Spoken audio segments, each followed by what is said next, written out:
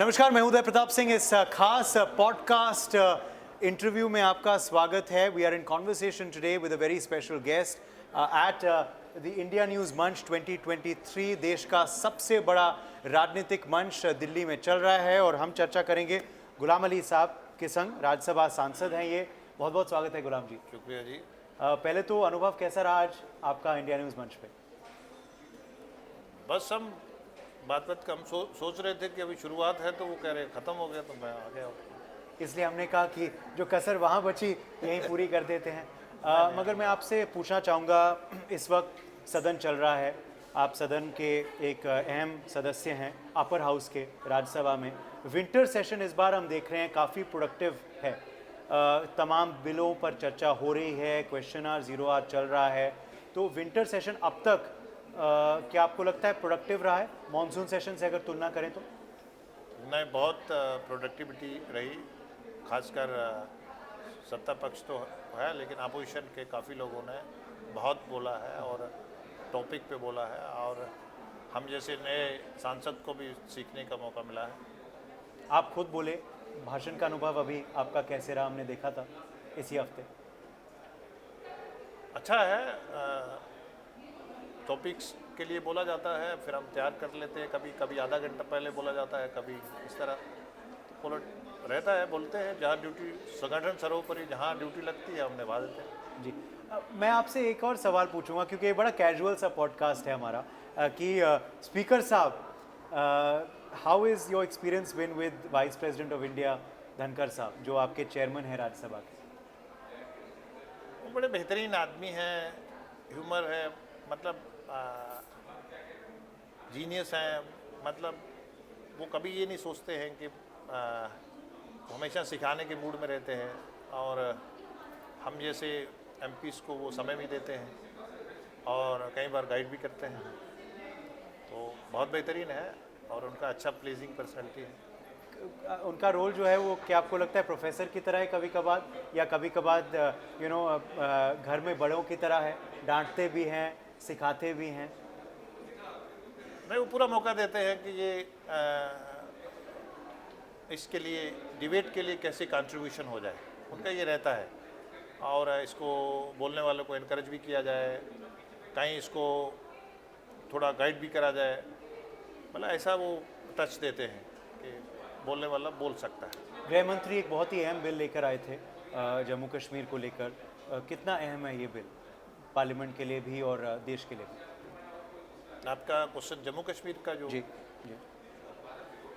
देखिए, हर बिल अपनी जगह अहम होता है, लेकिन क्या है, क्योंकि वो देश की जनता के लिए होता है।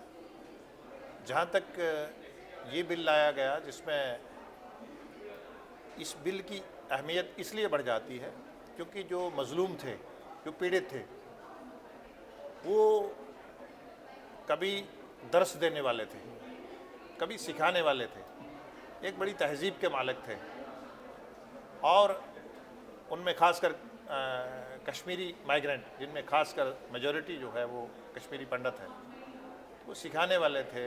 वो कश्मीरी मुस्लिम ब्रदर्स को सिखाते थे, पढ़ाते थे, एक विज़न था।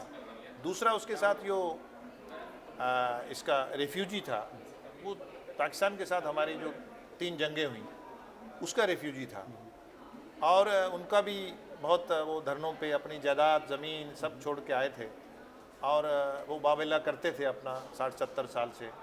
उसमें एक वेस्ट पाकिस्तानी रेफ्यूजी, उसको तो वोटिंग राइट नहीं था, इसको फिर वोटिंग राइट था। तो ये लड़ते रहते थे अपने राइट्स के लिए। तो इनको भी एक अपनी आवाज़ के लिए फर्स्ट टाइम इसलिए इसकी अहमियत बढ़ गई कि उसको पार्लियामेंट में पारित करा, एक उनको नॉमिनेटेड सीट मिलेगी। इसके साथ साथ इकोनॉमिक वीकर सेक्शंस को देश में 27% रिजर्वेशन है, वहाँ भी हमारे इकोनॉमिक वीकर सेक्शन जो है वो 26% है। हमारे समाज का स्ट्रक्चर ही ऐसा है कि इकोनॉमिक वीकर सेक्शंस को तो 10% दिया अदर बैकवर्ड क्लास, ओबीसी जी, वहाँ हमारे था ओएससी जी, अदर सोशल कास्ट नाम से। मतलब वो उसका कोई इज्जत वाला नाम नहीं था जी। और उसको मेयर 2% थी जी, और 26% उनका पॉपुलेशन। अब उसको भी एक इज्जत वाला को दिया, अब सर्टिफिकेट बनाने वाले को प्रॉब्लम नहीं रहेगी बिल्कुल। और उसको देश में जहाँ वहाँ अप्लाई करने में उनका एक क्लैरिटी होगी कि उनका जो मंडल कमीशन ने उनको जो रिजर्वेशन दी थी और खासकर जो ताकतें वहाँ सत्ता में रहीं, जी बदकिस्मती ये है कि उन्होंने कभी सोचा तक नहीं उनके लिए, इसलिए भी इसकी इम्पोर्टेंस ज़्यादा है। आखिरी सवाल मैं अनुच्छेद 370 का जो सुप्रीम कोर्ट का वर्डिक्ट आया है उस पर मैं पूछूंगा। वर्डिक्ट को आप किस नज़रिए से देखते हैं और अब आपको लगता है कि पूर्ण विराम जो है अब इस डिबेट पे हो जाना चाहिए? अभी भी जम्मू कश्मीर के कई पार्टी कह रहे हैं कि हम लड़ते रहेंगे, फैसले से असंतुष्ट हैं। सबसे ज़्यादा इसका जम्मू कश्मीर के नौजवान को लाभ होगा, क्योंकि जो नौजवान होता है वो फाउंडेशन होती है किसी भी सोसाइटी की। अब उसके दिमाग में दोविधा नहीं रहेगी, दोहरी जहनीत नहीं रहेगी। क्यों? क्योंकि वो टू बी और नॉट टू बी के चक्कर में रहते थे। वो कभी सोचते थे कि जवाहरलाल नेहरू जी यूएन में गए थे, कभी भारत के प्रधानमंत्री बोलते थे स्काई इज़ द लिमिट, तो वो डबल माइंडेड रहते थे। तो डबल माइंडेड में एक जो किसी नौजवान की ताकत है वो उस राज्य के लिए या देश के लिए उसका जो ह्यूमन रिसोर्स है वो प्रॉपर नहीं बनता, क्योंकि वो दो भी डबल माइंड रहता है, दोहरी जहनीत रहती है। और इसके साथ साथ यहाँ लाभ सबसे बड़ा ये हुआ है कि एक ठहराव आया है, जहनी ठहराव। कश्मीर के लोग हों, जम्मू के लोग हों, वो पहले उनमें जहनी ठहराव नहीं था, मतलब वो भाग रहे थे, प्रॉपर्टी पे इन्वेस्ट नहीं करते थे।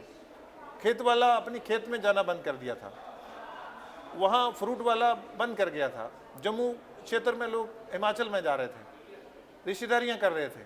लेकिन आज ऊपर वाले के करम से नरेंद्र मोदी जी देश के वज़ीर आज़म हैं और अमित शाह जी देश के वज़ीर दाखिला है। आज वहाँ अमन है जी, आज वहाँ स्टोन पेल्टिंग नहीं होता, आज वहाँ गरीब का बच्चा स्कूल जाता है।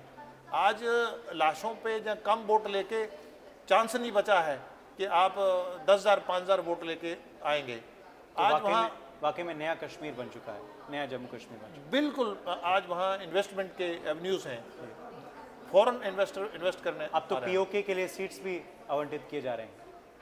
नहीं, वो सीट इसलिए क्योंकि वो हमारा इलाका है। हाँ, जी, बहुत बहुत शुक्रिया गुलाम अली जी हमारे संग जुड़ने के लिए। Thank you very much.